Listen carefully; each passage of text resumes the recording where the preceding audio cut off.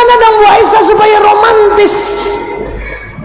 Karena bapak-bapak tidak suka ibu kalau ngomong sama dia, ibu janjangin matanya terus, gak suka dia. Apalagi ngomong soal duit. Abi tahu gak? Apa-apa sekarang mahal. Itu cuma tahan 5 detik. Maka mendetik ke-6 dia lihat lantai. Padahal keinginan perempuan selalu ingin dilihat muka. Harus atur strategi. Bagaimana? Ngomong sama suami, tolong tidak dijanjangin matanya. Gaya cantik ibu. Lihat 5 detik, tunduk. Coba lihat video ini ya. Yang nggak bisa lihat videonya nggak apa-apa, bayangin aja. Ini suami istri. Istri kalau mau mesra ngomong sama suami, lihat mukanya 5 detik terus tunduk. Ulang ya, ulang ya. Nih, hitung nih. 1, 2, 3, 4, 5, tunduk. Ya Allah.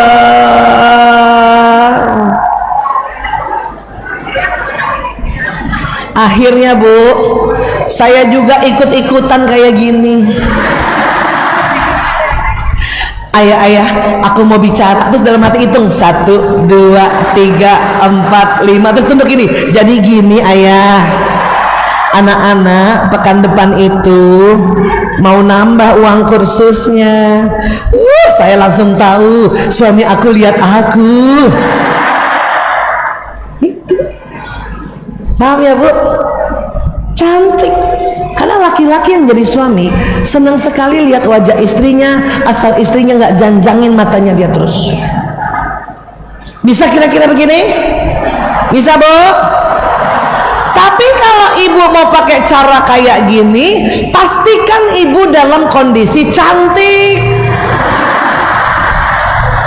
Jangan lagi rambut aut-autan, muka pucat, dasteran, koyok di leher. Ibu sok-sokan tunduk jadi gini Abi. Takutnya suami kaget. Astagfirullahaladzim, sudah tambah tua istri aku. Karena perempuan harus tetap cantik, apalagi di rumah Bu. Saya kalau mau tidur itu persis mau pergi pesta. Walaupun ya nggak pakai alis yang macem-macem, cuman Viva dikit, urek-urek. Sebelumnya karena kulit sudah makin tua, mau menuju 60 tahun, pakai skincare Bu di rumah. Ya, mau tidur pakai skincare. Bibir juga ibu harus merah sampai menjelang subuh.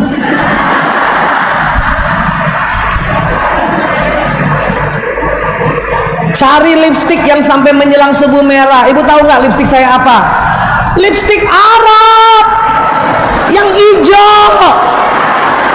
Bentar, nih ada nggak sih gambarnya di sini dah? Masya Allah. Ada. Nah.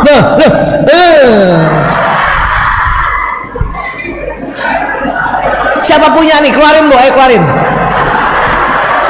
Ntar kita foto ya pakai lipstik Arab. Allahu Akbar. Tapi kalau nanti ibu umroh atau nanti insya Allah ibu lapangkan rezeki, kalau ibu mau umroh bareng aku nggak sih Bu? Wih, santap. Insya Allah Oktober saya mau umroh.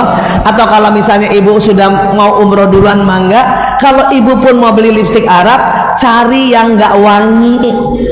Yang wangi jelek. Cari yang nggak wangi. Kenapa? Dia melembabkan dan bisa merah tanpa transfer atau tidak kena kasur, tidak kena spray, bahkan juga maaf dicium suami pun gak hilang. Kenapa begitu Bu Aisyah? Memang kita harus cantik Bu. Rasulullah SAW kalau tidur minyak wangi, cilak, pakai cilak. Karena cila itu juga membaguskan pakai cila. Kenapa begitu Bu Aisyah?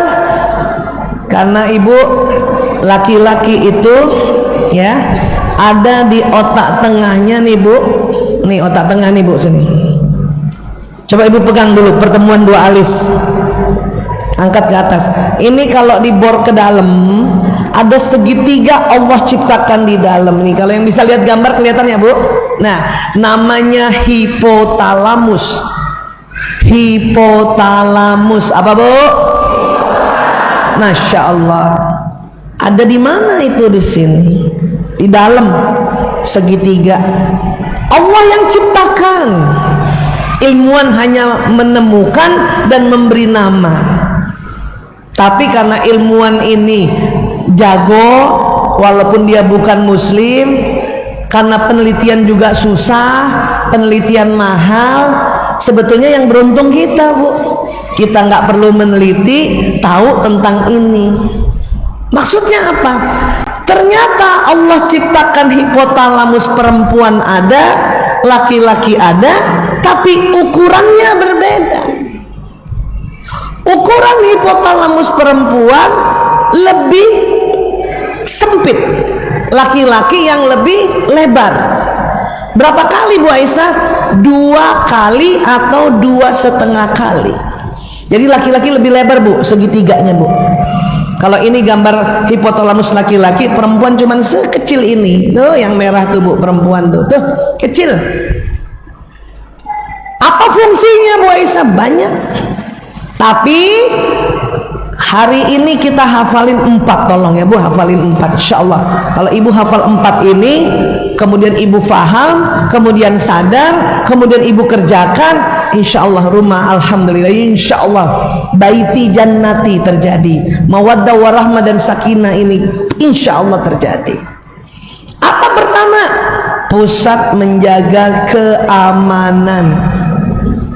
Ar-rijalu qawwamuna 'alan nisa. Laki-laki itu pemimpin, pelindung atau suami. Ar-rijalu itu banyak diartikan suami, pemimpin, pelindung, penganyom, mengayomi ya istrinya. An-nisa, perempuan. Kenapa? Rupanya hipotalamus laki-laki lebih lebar dan fungsi pertamanya pusat menjaga keamanan. Makanya laki-laki yang menjadi suami itu otomatis otaknya menjaga keamanan istrinya, menjaga keamanan anaknya, bahkan menjaga keamanan dirinya, menjaga keamanan rumah, menjaga keamanan ekonomi. Itulah makanya mereka selalu berpikir untuk mencari atau menjemput rezeki sebagai nafkah atau nafkah. Ya Bu ya, gitu. Perempuan lebih kecil. Perempuan lebih kecil. Ya, nah makanya kalau ada istri yang maaf sudah sendiri karena suaminya meninggal atau ditinggalkan suami, itu berat Ibu, karena harusnya menjaga keamanan adalah suaminya, tapi sang istri ini ditinggal atau suaminya meninggal dulu, itu berat. Makanya mengapa harus dilindungi? Kalau Ibu juga masih muda dan merasa ya Allah aku kalau tersendiri, makanya Ibu harus doa lagi, minta agar Allah berikan jodoh kembali itu. Ya Bu ya? Iya. Tapi kalau Ibu udah umur 95 tahun, tenang, nggak usah Ibu minta jodoh lagi. Anak laki-laki Ibu melindungi, karena anak laki-laki juga otaknya hipotalamusnya lebih lebar. Ibu, coba Ibu ingat-ingat, walaupun anak laki Ibu kecil, seneng main, tapi kalau Ibu sakit, dia jagain Ibu, benar nggak Bu? Sambil main dia jagain Ibu, ya kan? Itu anak laki. Kenapa juga anak laki-laki dekat sama ibunya? Karena anak laki-laki selalu mau jagain ibu dan adik atau saudara perempuannya. Anak laki-laki itu nggak mau jagain bapaknya Bu, walaupun belum belajar hipotalamus, itu ada di otak. Jadi buat anak laki, ngapain saya jagain bapak? Karena bapak juga punya hipotalamus. Makanya anak laki jagain ibu dan saudara perempuannya, bapak ya dia otomatis jaga anak perempuan. Paham ya Bu? Kenapa makanya anak perempuan dekat sama ayah? Nah, hipotalamus ini juga Bu Yang membuat suami-suami itu minta untuk istri kalau kemana-mana minta izin agar suami menjaga keamanan. Ibu sudah minta izin ke sini? Betul. Sebentar, ibu minta izin atau hanya memberitahu?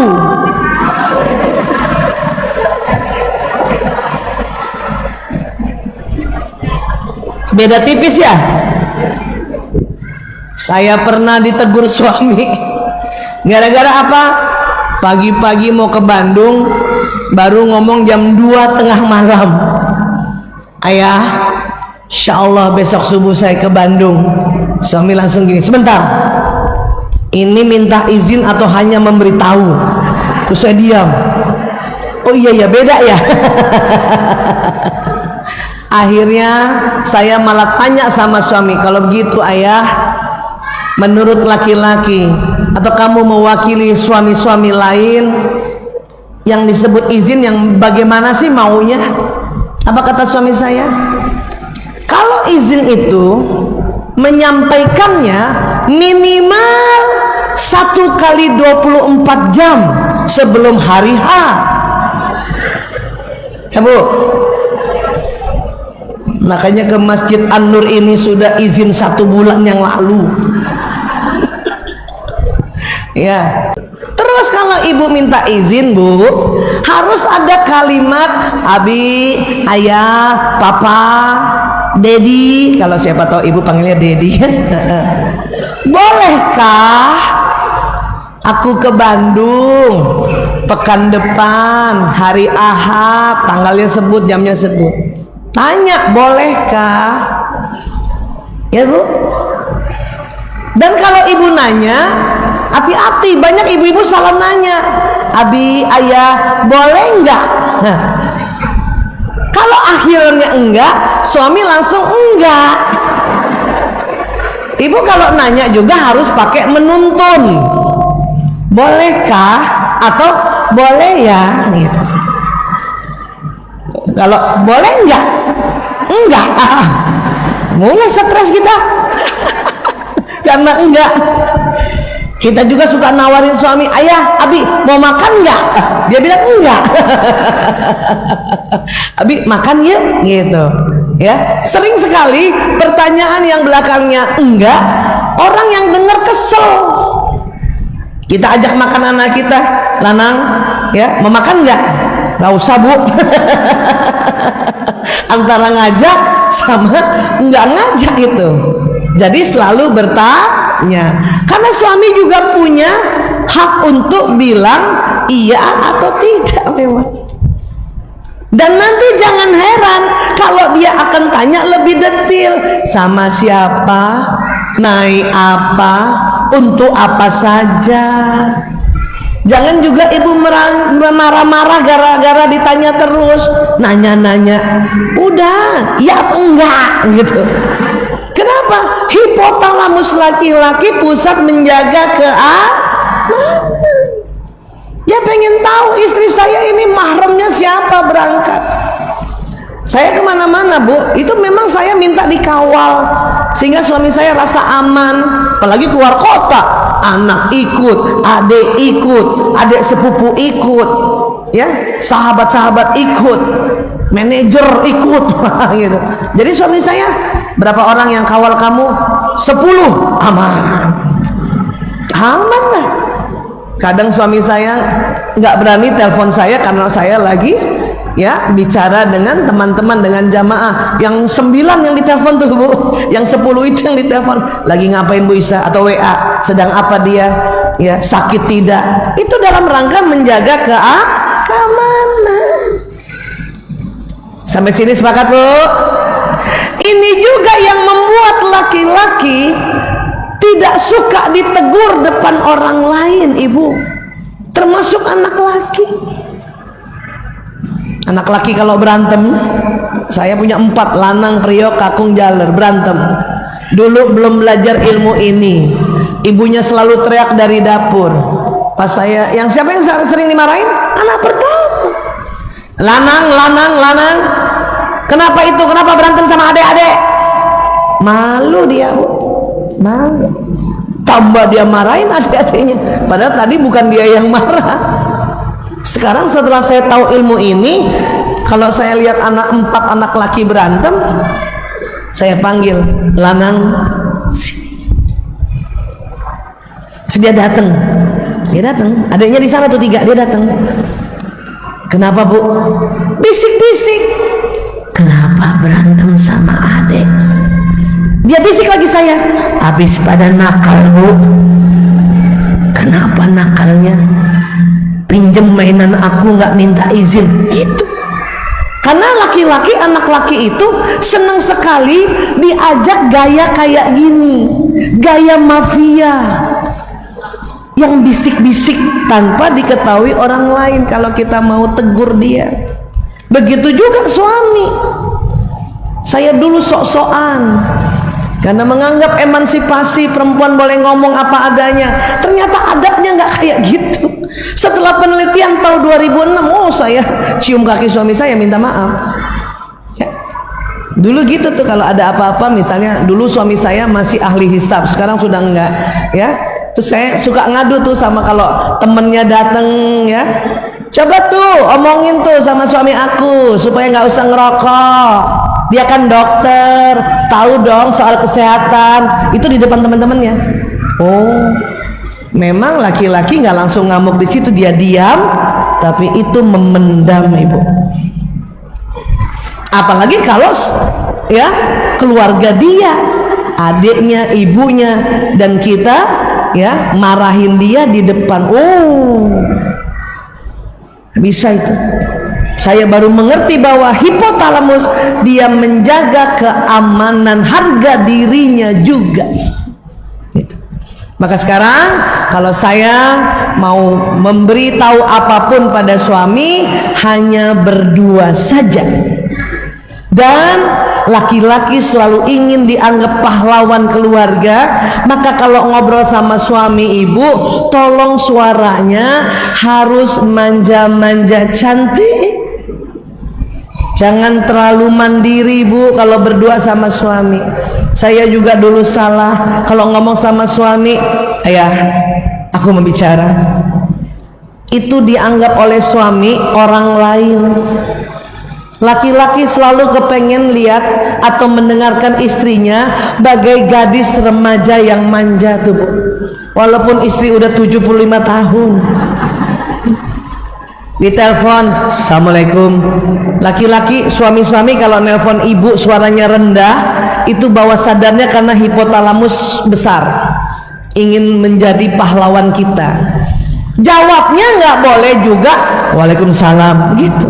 Itu dianggap orang lain. Ibu harus manja. Assalamualaikum. Saya sekarang udah pinter. Assalamualaikum. Saya jawabnya, waalaikumsalam. Kamu di mana? Suami saya tanya, kamu di mana? Dulu saya jawabnya, ayah di mana? Aku masih di rumah sakit kerja. Ayah di mana? Gitu. Sekarang enggak. Kamu di mana? Aku di kantor. Ayah di mana?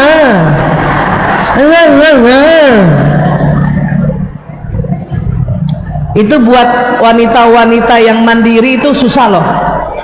Ya, tapi harus belajar. Harus belajar. Ibu tahu nggak saya belajarnya di mana? Nonton drama Korea. Karena gadis-gadis Korea itu suka manja-manja gitu kan? Annyeonghaseyo, oppa, 감사합니다, waalaikumsalam, sama kan? Iya. Kita selama ini sering kebalik. Sama teman kerja manja. Di telepon Pak Camat, siapa Camat? Salah. Kalau Pak Lurah, Pak Camat atau mitra kerja pimpinan laki-laki telepon, harusnya siapa? Waalaikumsalam. Baik Pak, siapa? Gitu. Karena kalau kita kerja bicara sama pimpinan laki-laki atau teman kerja laki-laki pakai suara manja-manja, dianggap bodoh, tidak intelektual. Makanya saya belajar untuk kalau ada bapak-bapak atau mitra kerja laki-laki, baik Pak, siapa? Siapa? Baik, gitu aja. Ruang rapat sudah siap Pak. Hindari ngomong, Bapak, ruang rapat udah siap.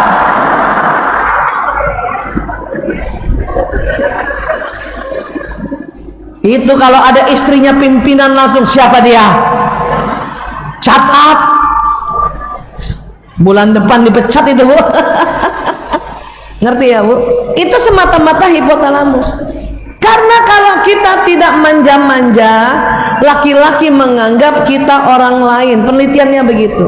Cilakanya kalau terus-terusan tidak manja, suatu ketika tuh suami ketemu tadi itu di tempat kerja yang manja-manja tadi, memang awalnya dianggap bodoh, lama-lama terpikat. Keambil orang. Makanya punten pelakor-pelakor kan nggak ngapa-ngapain, cuma ngomong gitu aja. Selamat pagi, Pak. Tonjok kan? Tapi ya kita juga jadi istri yang nggak bisa begitu. Maka harus gitu. Ayah, aku mau ngomong. Suami saya tuh langsung, kenapa Bu Isa? Kenapa Bu Isa? Bu, latihan, Bu. Saya latihan itu 3 tahun. Tahun-tahun pertama salah. Manggil ayahnya udah manja gitu. Ayah, aku mau ngomong. Salah. Tahun kedua 50-50. Tahun ketiga baru lancar. Tapi saya terus berikhtiar. Kenapa? Ini ciptaan Allah. Terus penelitian juga mengatakan istri-istri itu ya, kalau minta uang sama suami itu senang, Bu. Siapa yang selalu minta uang sama suaminya? Angkat tangan. Lanjutkan. Saya dulu karena punya penghasilan ya, nggak pernah minta uang, padahal niatnya justru membantu tapi suami tersinggung ternyata. Dia ceritalah sama sahabatnya, uang aku nggak laku sama istriku. Dia ngomong gitu. Saya dengar begitu karena sahabatnya lapor sama saya. Awalnya saya marah karena saya menganggap, kok dia nggak bersyukur ya, istrinya nggak pernah minta uang, kan nggak nyusahin. Tapi karena otak laki-laki hipotalamus menjaga keamanan ekonomi, maka kalau istri nggak pernah minta uang sama suaminya, dia merasa aku nggak ada gunanya cari nafkah. Dalam hati saya tahu gitu sejak 92 minta-minta, ya kan? Sekarang walaupun saya juga punya sedikit penghasilan dari apa saja karya saya, bukan cari nafkah ya. Istri nggak boleh meniatkan yang sedang kerja untuk cari nafkah. Berkarya atas izin suami.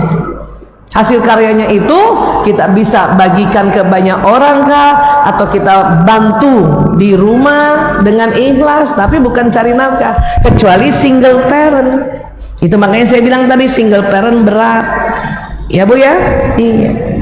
Sekarang setiap mau keluar kota minta uang dengan gaya tadi. Ayah, ibu juga jangan merasa kalau suami-suami kita ngomong manja dia senang dan mukanya langsung senyum. Enggak. Laki-laki tetap mau senang mau enggak mukanya rata. Ya nggak Bu? Nih lihat nih muka laki-laki nih Bu. Kenapa begitu? Hormon testosteron bikin bapak-bapak suami-suami kalau pulang ke rumah atau ketemu istrinya 10 menit pertama apapun perasaannya mukanya sama. Rata Bu, rata. Coba ibu ingat-ingat suami deh. Kalau ketemu ibu 10 menit pertama mukanya rata kan? Padahal dia bergairah ketemu istrinya Bu. Cuman mukanya kayak gitu. Kita kalau nggak ngerti ilmu ini, gara-gara ini kesel. Karena kita menganggap dia sebenarnya sayang nggak ya sama aku. Padahal dia sayang, senang, bahkan gairah. Maka pada saat kita ngomong manja tadi, dan nanti suami ibu mukanya rata, ya, ibu nggak boleh stop.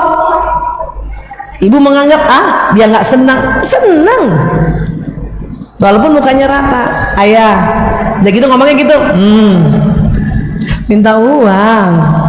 Aku mau ke Malang. Berapa? 200.000. Masa 200.000 mau beli bakso berapa? Naik. Dikasih Bu, dikasih. Dan saya tahu suami saya senang walaupun mukanya rata. Dari mana Bu Aisyah? Hidungnya kempas-kempes. Itu ketahuan. Oh, dia senang. Yes, alhamdulillah. Walaupun suami saya suka goda saya, kan Bu Isa punya uang lebih banyak, tapi kan lain. Uang dari suami barokah, sampai saya taruh di kepala saya. Dan laki-laki senang digituin sama istrinya Bu, karena hipotalamusnya menjaga keamanan lebih lebar. Termasuk ibu kalau mau betulin lampu, membetulin AC di rumah, ibu langsung telepon tukang AC. Ibu nggak tanya atau minta izin suami tersinggung. Ibu, AC rusak, saya langsung telepon tukang AC, datang ya. Suami di rumah, tiba-tiba ada tukang AC. Siapa itu? Tukang AC ya. Ngamuk dia. Kenapa dia datang betulin AC? Kenapa? Karena laki-laki merasa istrinya lebih percaya laki-laki lain dibanding dia. Karena tadi apa? Hipotalamus ini. Habis waktu kita suruh dia betulin AC, nggak dibetul-betulin Bu Aisyah. Iya. Nggak apa-apa ibu telepon tukang AC, tapi minta izin dulu. Abi, ayah, papa, AC rusak, bunda bantuin telepon tukang AC ya. Kalau dia bilang oke. Kalau dia bilang nggak usah, saya yang telepon. Begitu. Jangankan gitu Bu, ibu pernah nggak lagi jalan berdua sama suami bawa mobil, cari jalan 2 kali nyasar, pernah begitu? Kita perempuan kalau suami nyasar ngapain Bu? Ngomel dan minta, mas minggir. Ngapain minggir? Minggir, pokoknya minggir.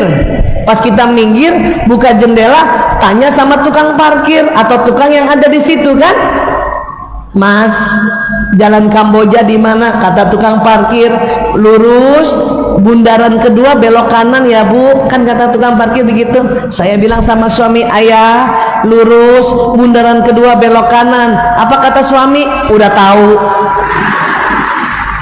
Kenapa?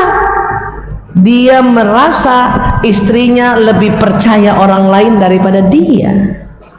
Itu yang bikin berantem hari-hari itu suami istri, yang akhirnya kita jadi sakit hati, padahal maksud kita nolongin Bu. Bapak-bapak itu Bu, kalau istrinya nggak ada, dia nyasar, dia mampir juga nanya. Tapi kalau ada istri, itu pantang mampir nanya. Kalaupun mau mampir nanya, harus minta izin dia lagi. Ya, aku bantuin nanya ya sama tukang parkir. Dan kalau suami bilang nggak usah, ya udah Bu, nikmatin aja nyasar yang ketiga. Yes, jalan-jalan. Makanya kalau saya mau pergi pagi-pagi ngajar, itu nggak usah diantar suami. Kenapa? Takut dia nyasar sampai sini jam 12. Paham ya Bu? Bisa mengerti tentang ini? Jadi dikit-dikit harus nanya, dikit-dikit. Kenapa? Hipotalamus menjaga keamanan. Paham? Ya. Terus apa lagi? Ini pusat makan dan minum. Pusat makan dan Ibu coba perhatiin deh tuh, suami anak laki-laki kalau sampai rumah, kalau anak laki pasti nanya, bunda masak apa? Ya, bun ada makanan nggak? Umi ada makanan nggak? Atau kita pergi dari luar, bun bawa oleh-oleh nggak? Kan gitu ya? Iya. Kalau bapak-bapak nggak, sampai di rumah dia taruh barang-barang di meja, ini nggak suka ditanya-tanya, langsung ke meja makan, buka tudung saji. Kalau ada makanan di situ, itu langsung kena hipotalamusnya, cocok. Walaupun mungkin bukan istri yang masak, karena masak itu bakat. Ada istri bakat masak, maka enak tuh, langsung dia yang masak. Ada malah suaminya yang bakatnya masak. Saya termasuk istri yang bakat masaknya sangat terpendam. Ada yang sama, Bu? Alhamdulillah ada yang sama ya. Jadi saya nggak bisa masak, tapi saya harus menyiapkan masakan dengan mengkoordinasi dengan mbak di rumah, atau beli, atau telepon adik yang pandai masak, telepon teman yang pandai masak. Yang penting sesuai kesukaan suami, sehingga pas dia buka tudung saji ada makanan cocok di hipotalamusnya. Atau pas dia datang ya, kita tanya, ayah mau makan? Itu pertanyaan paling senang. WA juga gitu, Abi sudah makan, gitu, karena cocok sama otaknya. Banyak ibu-ibu muda bilang, percuma Bu Aisyah, percuma Bu Aisyah, saya siapin makanan, dia nggak makan karena sudah makan sama temennya di luar. Maaf, tidak percuma Ibu, karena memang dia makan atau tidak itu urusan suami. Urusan istri adalah menyiapkan makanannya. Kalau suami nggak makan, beres Bu, Ibu taruh aja kulkas lagi, besok pagi panasin lagi sampai nggak bau gitu ya. Paham ya Bu? Itu penting. Dan Ibu kalau mau nasihatin anak laki lapar dan haus, percuma, nggak akan masuk di otaknya Bu, karena otak yang merekam itu di dekat hipotalamus. Ajak makan. Jadi kalau Ibu punya anak laki, ya ingat ya tadi, karena pusat menjaga keamanan termasuk keamanan harga diri.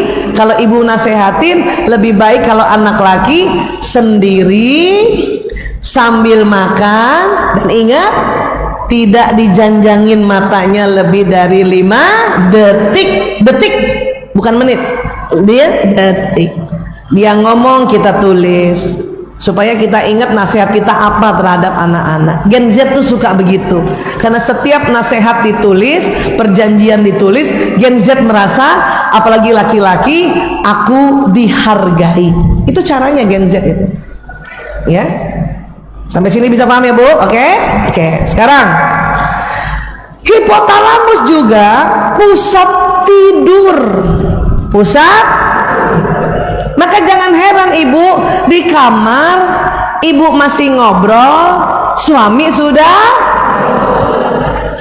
karena pusat tidurnya lebih lebar. Dulu saya marah pas suami tidur, saya cubit, bangunin lagi supaya masih dengerin saya cerita, tambah marah Bu. Jadi kalau suami udah tidur, udah Ibu tenang aja. Dalam hati, ya Allah, laki banget suami gue. Kenapa? Belum selesai cerita udah tidur. Begitu laki-laki. Bahkan otak laki-laki itu betul-betul tidak mendengar apa yang terjadi di dalam kamar. Anak nangis, bapak nggak dengar Bu. Perempuan yang Allah kasih dengar. Kenapa? Karena pusat tidurnya kecil nih, yang merah ini nih doang nih. Tuh, nih Bu. Nih. Makanya waktu ibu masih muda, ingat waktu anak masih bayi, anak bangun nangis, ibu bangun. Jarang ibu-ibu nggak bangun tuh, jarang. Itu capek sekali kalau nggak bangun. Itu paling 2 bulan sekali. Tapi kadang-kadang ibu-ibu jengkel karena kenapa bapaknya nggak bangun. Padahal Allah sudah bikin pembagian tugas. Di dalam kamar kalau ada bunyi-bunyian, perempuanlah yang lebih sering cepat mendengarnya. Laki-laki yang dia dengar adalah apa yang terjadi di luar rumah. Cuman sayangnya sekarang kamar banyak pakai AC, jadi apa yang terjadi di luar rumah nggak dengar. Dulu saya pernah dapat waktu saya masih di awal-awal menikah, kontrak rumah di Jogja nggak pakai AC. Bawa bayi lahir, pas bayi lahir ya, dia nangis tengah malam, saya bangun, suami nggak bangun. Alarm motornya bunyi, dia loncat loh Bu. Saya dulu juga sudah dokter, belum belajar ini. Dalam hati saya bilang, ya Allah, nih suami matre banget ya. Anaknya bangun nangis dia nggak loncat, tapi motornya bunyi dia loncat. Padahal laki-laki memang ditugaskan Allah bagi tugas. Perempuanlah yang mendengarkan apa yang ada di kamar, laki-laki di luar kamar atau di luar rumah. Jadi nggak usah cemburu lagi, nggak usah marah-marah lagi. Tapi kalau ada suami yang anak nangis dia langsung bangun, Masya Allah keren banget tuh Bu. Ada yang begitu nggak Bu? Coba angkat tangan, siapa yang suaminya begitu? Nggak ada. Ya, almarhum Gus Dur begitu. Ibu Nuria itu nggak pernah tengah malam bayi nangis beliau disuruh tidur aja, Gus Dur bangun, ya, bikinkan susu, atau kalau dia masih menetek dengan ibunya dia angkat, kalau popoknya yang basah diganti. Gus Dur jarang itu. Kita aja berapa ratus di sini nggak ada yang kayak gitu. Karena rata-rata begini otak laki-laki. Gus Dur bisa begitu, tentu hipotalamusnya lebar, tapi beliau mungkin ya lebih banyak mengamalkan syariat Islamnya, atau ya Gus Dur mengikuti bagaimana baginda Nabi SAW ya mentreatment istri dan anaknya. Itu lain lagi tuh, itu isi ilmu yang di otak itu. Kalau ibu yang suaminya nggak bangun kayak suami saya pas anak nangis, Masya Allah itu biasa Bu. Tapi kalau ada suami bangun gara-gara anak nangis, itulah baru luar biasa. Suami ibu yang mana? Yang biasa atau yang luar biasa? Biasa aja ya. Karena suami nggak ada yang jelek ya. Oke. Sampai sini paham? Iya. Untuk itu, kalau ibu belum sempat rapikan ruang makan, belum sempat rapikan ruang tamu, belum sempat rapikan dapur, maka tolong yang dirapikan pertama kamar tidur, tempat tidur. Karena suami-suami itu buka pintu kamar yang dia lihat tempat tidur. Nggak usah mahal, yang penting rapi, bersih, wangi. Maka pakaikan aromaterapi. Kalau perlu itu tempat tidur ibu semprot minyak wangi. Ngerti ya Bu? Iya. Ibu belum sempat rapiin dapur, udah biarin aja dulu, biarin tuh dapur. Ini dulu nih kamar. Supaya apa? Supaya seorang suami apabila dia pergi ke luar kota bekerja, atau dia ditugaskan keluar kota di hotel bintang 5 pun, dia tetap ingat kamarnya. Ya Bu ya. Nah, itulah juga tadi yang saya bilang, istri sebagai teman tidur harus juga wangi, harus juga cantik, mukanya glowing, tadi bibirnya merah, ya Bu. Makanya tadi saya bilang pakai lipstik alat. Karena bapak-bapak tengah malam suka bangun kan Bu.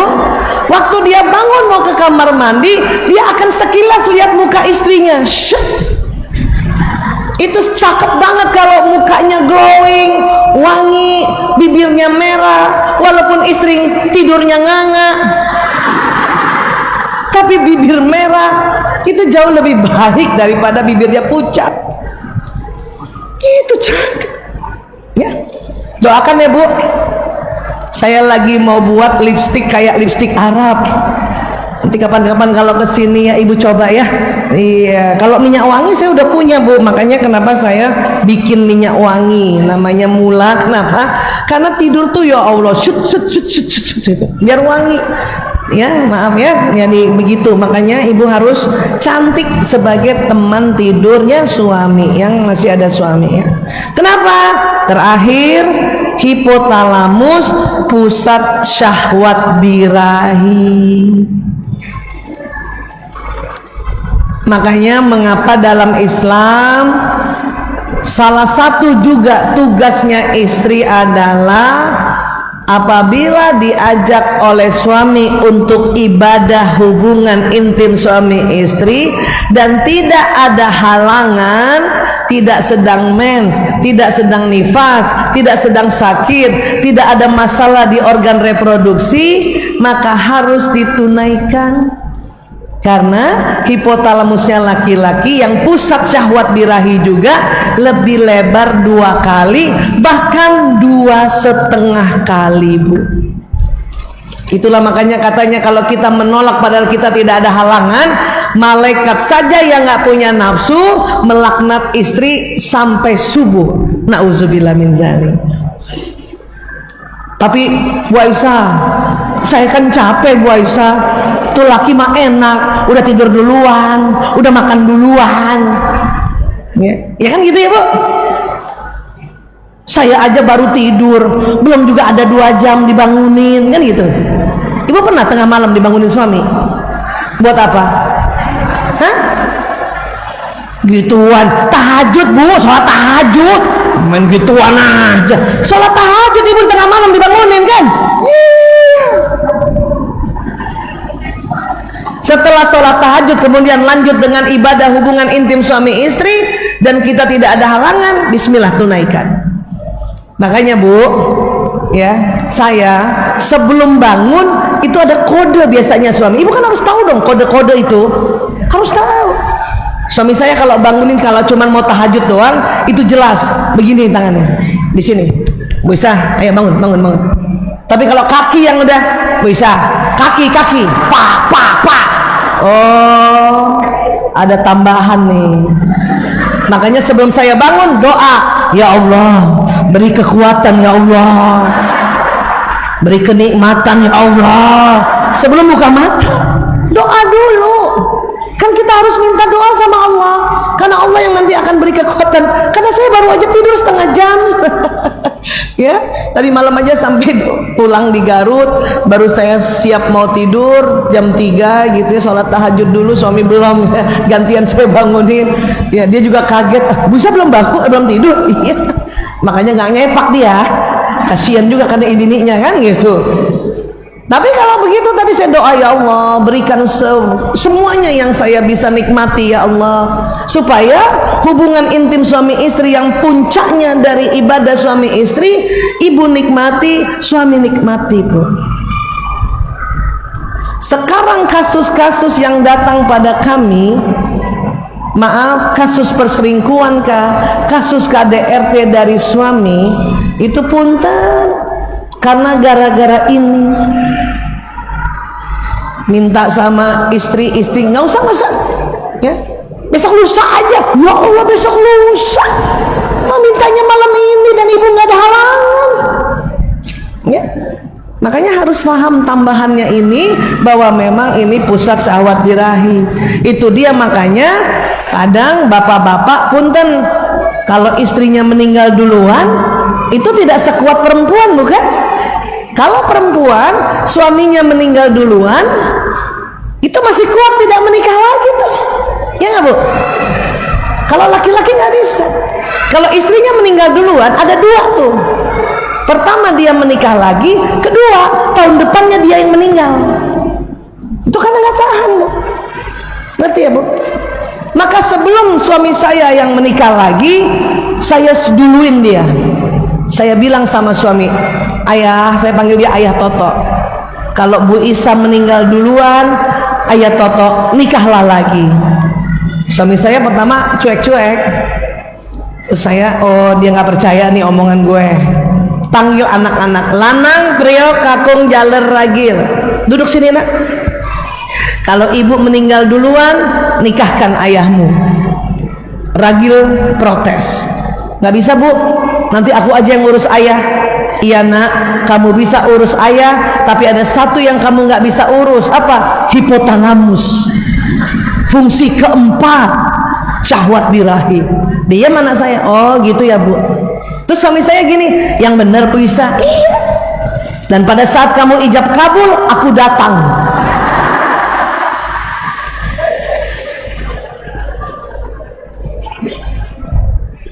Ibu, Bu, pernah baca buku Alam Barzah? Yang mati, yang terurai di tanah yang mana? Badan kasar, jasad. Ruh kembali sama Allah, ada tempat khususnya, dan Allah membolehkan kita pulang ke rumah untuk melihat seisi rumah. Bagaimana anak, bagaimana suami, bagaimana harta kita, dibuat apa? Itu memang bisa. Saya bilang sama suami, apa susahnya saya minta izin sama Allah, ya Allah, aku mau pulang dulu. Mungkin Allah tidak jumpa kita dulu kan, nanti baru di surga jumpa. Mungkin lewat malaikat, malaikat akan tanya, kenapa Aisyah kau mau pulang? Insya Allah besok suamiku mau ijab kabul. Pasti dapat izin lah bu. Terus suami saya begini, terus kamu mau duduk mana? Antara kamu dan istri barumu. Dan pada saat malam pertama aku berdiri di pintu kamar. Kalau ada figura jatuh, itu tandanya aku datang. Terus suami saya gini, kamu nih ngizinin apa nakut-nakutin? Saya bilang saya izinin, tapi sampai kapanpun perempuan itu emang kepo. Udah mati aja masih pengen tahu cantikan mana istri kedua dengan banding aku. Walaupun saya bercanda, tapi saya bilang betul sama suami saya, karena saya langsung memberikan izin supaya nanti suami tidak guilty feeling. Mungkin anak-anak juga tahu, karena banyak anak-anak yang melarang ayahnya menikah setelah ibunya meninggal, padahal kebutuhan hipotalamus yang fungsi keempatnya ini nggak bisa digantikan oleh anak. Paham ya ibu ya ini ya? Kalau perlu ibu cariin, aku yang cariin gimana? Ya, misalnya gitu. Ya, kata suami saya, nggak usah lah Bu Isa. Kadang suami saya, nggak usah ngomong kayak gitu ya Allah Bu Isa. Pamali. Saya bilang enggak Pamali, saya teh siap-siap. Salah kalau ibu bilang apa? Kamu mau menikah lagi? Langkahi dulu mayat aku. Itu salah. Itu keliru malah. Malah izinkan, karena kita sudah mulai mengerti settingan otak laki-laki yang Allah ciptakan. Sampai sini bisa paham ya Bu? Kalau perempuan bagaimana? Perempuan Allah kasih otak yang membuat perempuan itu bisa banyak mengerjakan banyak hal. Yang mana nih Bu? Otak bagian tengah Bu. Di tengah nih, melengkung di tengah. Tuh melengkung di tengah, di dalam. Kalau tadi hipotalamus, kalau ini bahasa Latinnya corpus callosum. Corpus callosum. Apa Bu? Perempuan lebih tebal 30%. Inilah yang membuat perempuan bisa mengerjakan lebih dari satu pekerjaan berbeda dalam satu waktu. Betul? Ibu pernah Bu gendong anak, masak, nyuapin anak pertama, kakinya ngepel, pantatnya tutup lemari, bisa? Nah, itu kelebihan perempuan yang Allah berikan karena korpus kolosumnya lebih tebal. Itulah supaya kita bisa melayani hipotalamus yang fungsinya 4 tadi. Ayo hafalin Bu. Pertama, fungsi hipotalamus apa? Pusat menjaga laki-laki, pahlawan rumah tangga. Memang bukan peraturan agama, tetapi ini muncul budaya karena tadi hipotalamus yang lebar. Maka bapak-bapak itu Bu, kursi makannya harus sendiri, nggak boleh didudukin orang lain. Betul nggak Bu? Ya. Gelasnya khusus, sendoknya khusus, piringnya khusus. Itu karena budaya saja, bukan peraturan agama. Tapi ketahuilah, muncul budaya itu karena settingan otak laki-laki, hipotalamusnya lebih lebar. Berapa kali? Ada yang 2 kali, ada yang 2,5 kali. Kalau yang 2,5 kali tuh lebih lagi tuh Bu. Wow, lebih lagi. Piring nggak boleh dipakai istri Bu. Kalau yang cuma 2 kali, piring boleh pakai istri atau sepiring berdua. Nah, ngerti itu ya Bu ya? Iya. Pusat apa? Fungsi kedua apa tadi? Pusat makan minum. Laki-laki pengen sering-sering istrinya duduk temenin makan. Ini yang mulai berkurang di era sekarang. Ya, sebisanya lah Bu, kalau ibu emang bekerja, yang memang bekerja siang, makan malam, atau paling banter makan pagi. Karena semuanya kerja sampai sore sampai malam, pagi ibu berdua, ya gitu. Jadi pusat makan minum. 3, pusat ruangan mana yang harus dirapikan dulu? Ya, betul. Diapain kamar tidur? Bersih, rapi, wangi, masya Allah. Istri sebagai teman tidur juga harus bersih, rapi, wangi, tambah sedikit glowing, cantik, bibir merah. Keempat, fungsinya apa? Pusat syahwat birahi. Masya Allah. Bu Aisyah, kita kan sudah lansia, masa harus gituan? Ya tergantung suami ibu. Ada suami yang pegangan tangan aja sudah mesra, nggak perlu lagi hubungan intim yang sesungguhnya. Pokoknya terserahlah ibu, ya. Tapi juga ada yang suami punten karena penyakit kronis, penyakit degeneratif, hipertensi, diabetes mellitus, maka usia semakin tuanya dia malah impotensia. Maka ibu juga harus terima, jangan maki dia karena dia malu, karena hipotalamus ini pusat menjaga keamanan marwah diri. Terima aja, terima. Bikin kesepakatan maunya bagaimana, yang penting mesra, ya. Kalau istri suami impotensia, istri merasa ya masih juga ingin hubungan intim, ya peluk-peluk aja. Terus ibu doa, ya Allah, walaupun hanya dipeluk ya Allah, saya pun bahagia, gitu, ya. Ada juga istri-istri kalau ganti baru gimana Bu Aisyah? Tuker tambah, Mang meja. Ya, tapi dengan seorang istri faham seperti ini, insya Allah istri-istri akan masuk surga lewat pintu mana saja.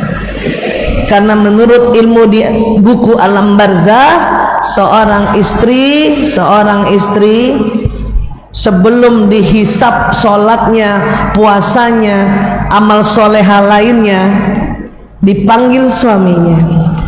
Saya kebayang itu nanti, insya Allah di akhirat nanti suami saya pasti dipanggil, wahai Prianto bin Sismadi. Pasti Allah tanya, apakah kamu ridho Aisyah binti Dahlan bin Husain sebagai istrimu waktu di dunia?